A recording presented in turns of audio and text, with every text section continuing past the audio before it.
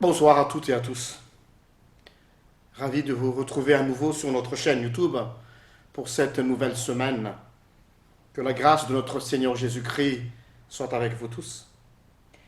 Et pour notre méditation de ce soir, je vous ai choisi un texte dans le livre de Job. Job chapitre 2, versets 1 à 10. Job chapitre 2, versets 1 à 10. Au nom de Jésus. Un jour, que les anges de Dieu venaient faire leur rapport au Seigneur, l'accusateur se présenta parmi eux, lui aussi, pour son rapport. Le Seigneur lui demanda, « D'où viens-tu donc ?» L'accusateur répondit au Seigneur, « Je viens de faire un petit tour sur la terre. » « Tu as sûrement remarqué mon serviteur Job, dit le Seigneur. Il n'a pas son pareil sur terre. C'est un homme irréprochable et droit. Il m'est fidèle et se tient à l'écart du mal. Il est resté fermement irréprochable. C'est donc pour rien que tu m'as poussé à lui faire du tort. Échange de bons procédés, répliqua l'accusateur. Tout ce qu'un homme possède, il le donnera pour sauver sa peau. Mais ose toucher à sa personne, et je te parie qu'il te maudira ouvertement. Le Seigneur dit à l'accusateur, « Eh bien, tu peux disposer de lui, mais non pas de sa vie. » Alors l'accusateur se retira hors de la présence du Seigneur. Il frappa Job d'une méchante maladie de peau, depuis la plante des pieds jusqu'au sommet du crâne. Job s'assit au milieu du tas, des cendres, et ramassa d'un débris de poterie pour se gratter. Sa femme lui dit, « Tu persistes à rester irréprochable, mais tu ferais mieux de maudire Dieu et d'en mourir.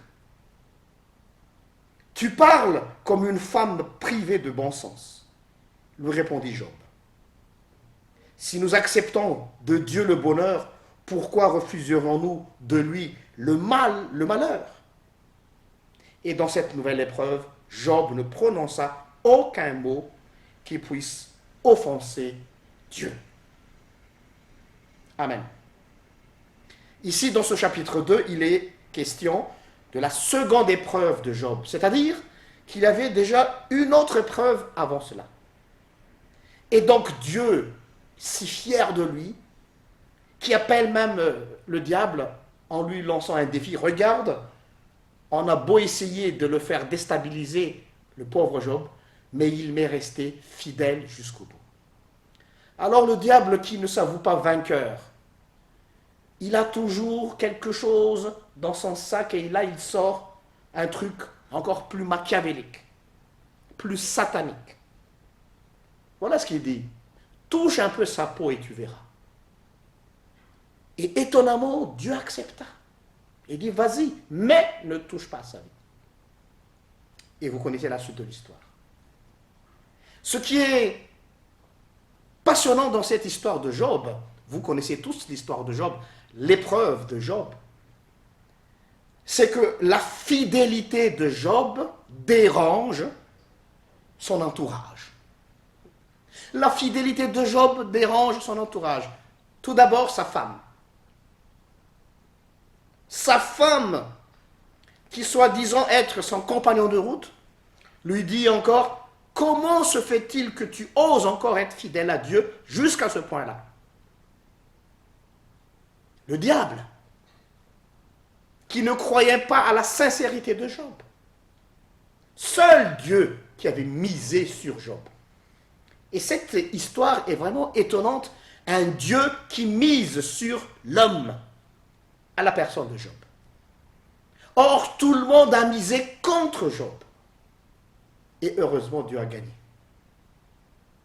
Quelle est la leçon à tirer de cette méditation, chers amis? La méditation que j'aimerais partager avec vous ce soir, c'est que à quoi servent les épreuves?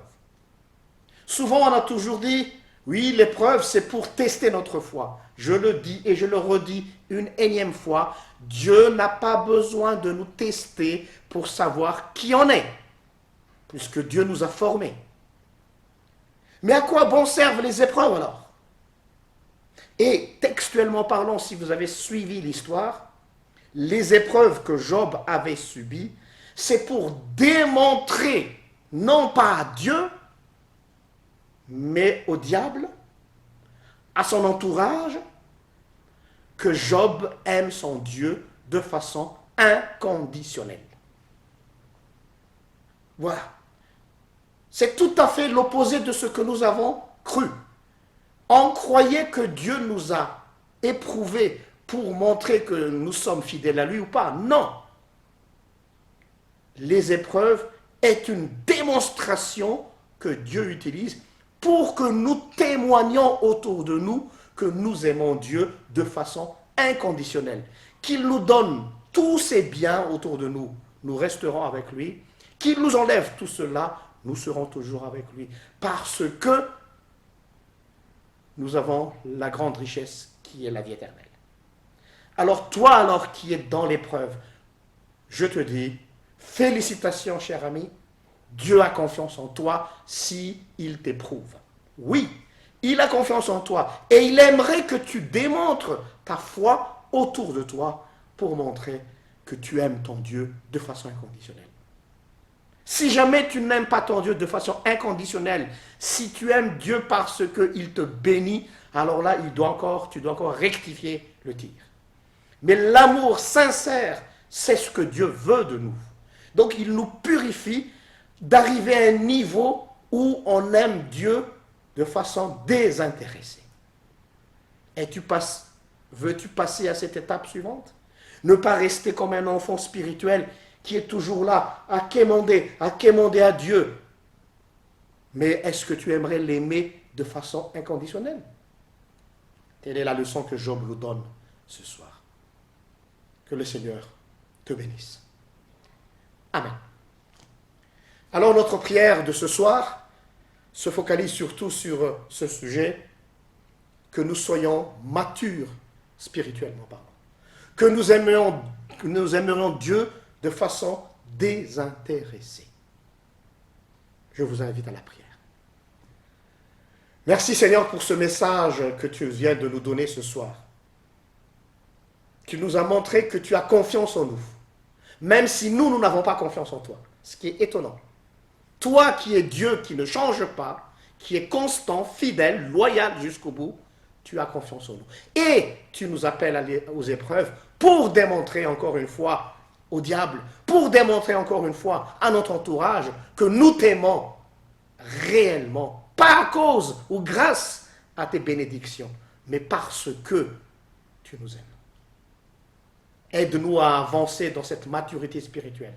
Ne plus être comme des enfants spirituels qui n'attendent quelque chose en retour de notre engagement. Mais non, nous voulons être auprès de toi. C'est la seule chose qui nous est plus chère à nos yeux.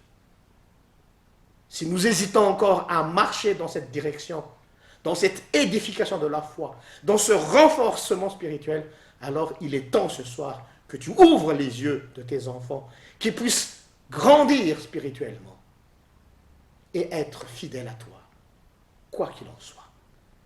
Au nom de Jésus, que nous demandons cette prière. Amen.